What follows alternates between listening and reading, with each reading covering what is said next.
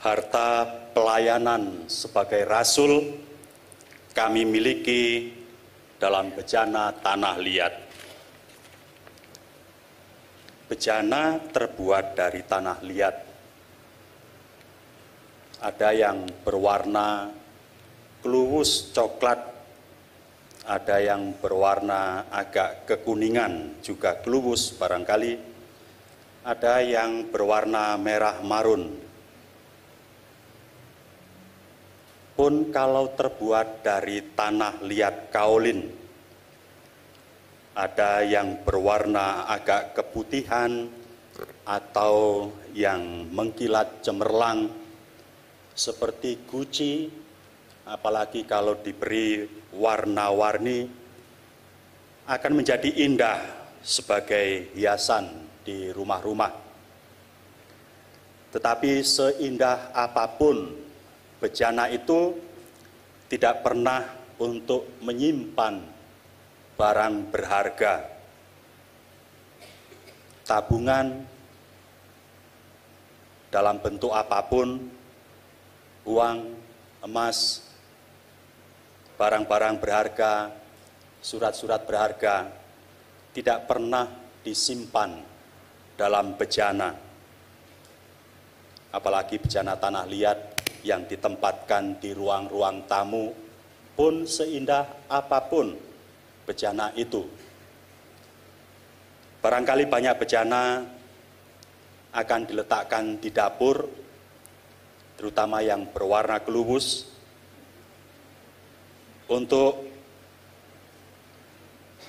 barangkali paling terhormat untuk menyimpan beras. Kalau tidak terlalu beruntung untuk menyimpan sampah. Apa yang disimpan di tanah liat?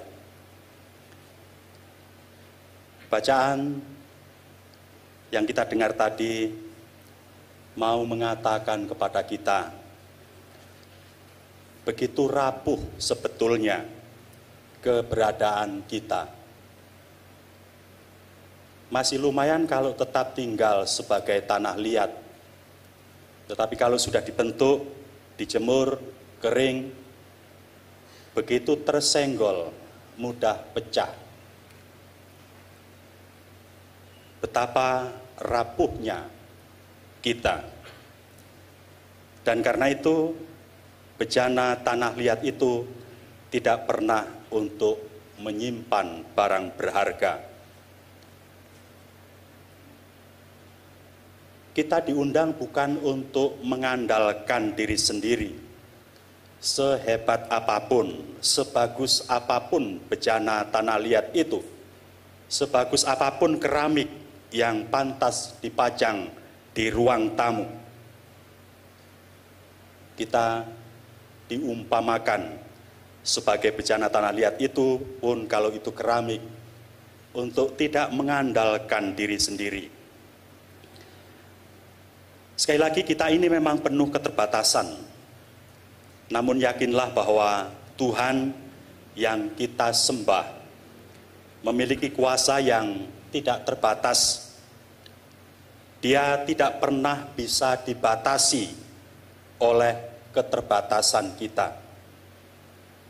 Di dalam Alkitab banyak sekali kisah-kisah inspiratif yang membangkitkan iman kita, di mana Tuhan dengan kuasa-Nya yang tak terbatas dan tak pernah bisa dibatasi itu, sanggup memakai orang-orang biasa, tidak sempurna, punya banyak kelemahan dan keterbatasan, untuk menjadi alatnya mewartakan kerahimannya. Sebut saja Musa yang mengatakan diri masih muda, tak pandai bicara. Demikian halnya Yehezkiel, juga Yeremia. Mari kita dengan jujur, kita akui kelemahan-kelemahan kita di hadapan Tuhan, dan tetaplah mengucap syukur apapun keadaan kita. Sebab Allah turut bekerja dalam segala sesuatu untuk mendatangkan kebaikan bagi mereka yang mengasihi Dia, yaitu bagi mereka yang terpanggil sesuai dengan rencana Allah. Tak seorang pun kita berada di sini tanpa dipanggil dan tanpa direncanakan oleh Allah. Bahkan sejak sebelum kelahiran kita, Allah telah membentuk kita. Dengan kelemahan yang ada, kita diajar untuk bergantung hanya kepada Dia yang memanggil kita, melekat kepadanya dan tetap punya kerendahan hati. Hal ini akan mencegah kita untuk mengandalkan kekuatan kita sendiri dan membuat kita untuk tidak menjadi sombong. Biarpun rapuh, biarpun lemah, jika kita mengandalkan Tuhan, kita dapat melakukan perbuatan-perbuatan dan pekerjaan-pekerjaan besar. Yang penting adalah jangan mengandalkan diri sendiri. Biarkan Tuhan melakukan dan menyelesaikan rencana dan pekerjaannya melalui kita. Kita adalah alat-alatnya. Biarkanlah Dia menggunakan kita. Tuhan bersabda, sesungguhnya barang siapa percaya kepadaku, dia akan melakukan juga pekerjaan-pekerjaan yang aku lakukan, bahkan pekerjaan-pekerjaan yang lebih besar daripada itu. Yohanes 14:12. Mari kita mencontoh para rasul yang rela dididik oleh Tuhan sendiri untuk mengandalkan Tuhan dan meninggalkan kemauan diri. Mereka harus melupakan angan-angannya sendiri. Dan karena mereka mau dididik, kecuali Yudas, mereka semua bisa setia sampai akhir. Memang dalam perjalanan kemuritan mereka sempat menuntut berbagai macam yang tidak sesuai dengan panggilan kemuritan mereka. Yohanes dan Andreas misalnya mengatakan, izinkan kami menurunkan api dari langit untuk membinasakan mereka. Lukas 9:53. Mentang-mentang diberi kuasa, mereka berlaku sombong dan ingin menggunakan kekuasaan dan kemampuannya untuk membinasakan orang. Padahal Yesus datang agar tak seorang pun hilang. Yohanes 6:37-40. Agar mempunyai hidup dan mempunyainya dalam kelimpahan. Yohanes 10:10. Thomas pernah tidak mempercayai Yesus sampai mengatakan, sebelum aku melihat luka dan mencucukkan jariku ke bekas luka itu, sekali-kali aku tidak akan percaya. Yohanes 20:25. Dia karena kekerasan kepalanya tidak mengenal siapa Yesus sebenarnya. Padahal sudah hidup selama 3 tahun bersama Yesus.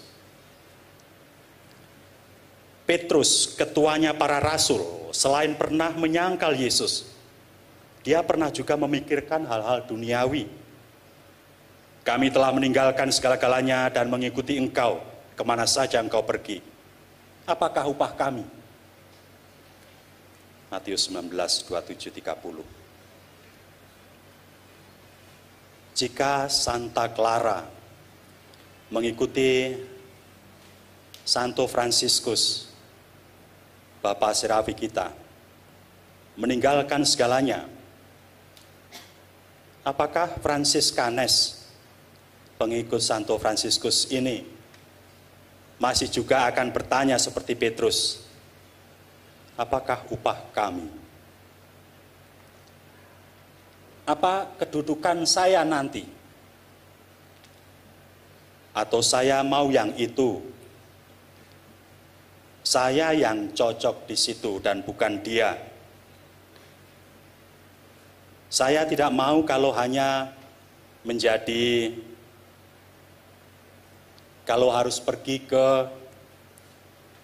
dan lain-lain. Anda semua memakai nama Maria, dimaksudkan untuk menjiwai spiritualitas Maria, yang sekali ya, tetap ya, sampai akhir hidupnya tanpa reserve.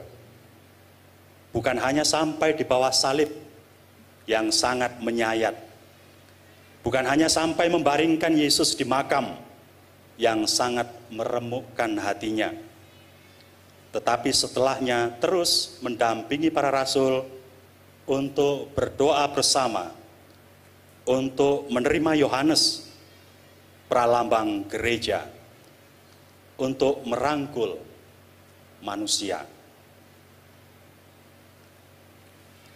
Paulus tadi mengatakan, sudah seperti bejana tanah liat yang rapuh, masih juga ditindas, terjepit, habis akal,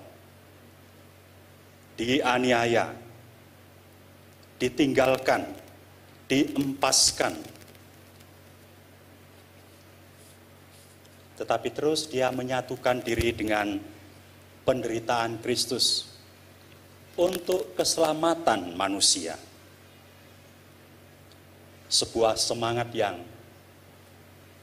hendaknya terus ditanamkan dalam diri kita, berkobar-kobar seperti dia dalam situasi apapun.